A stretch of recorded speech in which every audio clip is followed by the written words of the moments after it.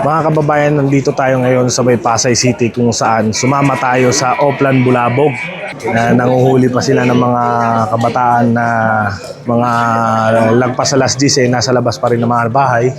Mga kalalakihan walang pang itaas. Yung mga nagiinom, pati na rin yung mga nagbibideo okay ng lagpas alas 10. Nandito naman tayo sa isang parte ng Parañaque kung saan ay sa pag-Oplan Galugad ng mga kapulisyahan, mayroon silang nahuling individual ng mayroong dalang 30 gramo ng hinihinalang shabu. Itong activity natin na ginagawa base na rin sa directive coming from higher headquarters kasi nahuli natin yung mga nag-inuman, yung hubad, nakahubad, yung mga minors So pinapanawagan ko na especially sa mga parents na mga minor yung anak nila na huwag nang palabasin pag gabi Nasa loob yung mga nahuli ngayong gabi at ongoing pa daw yung kanilang panghuli ng mga violator.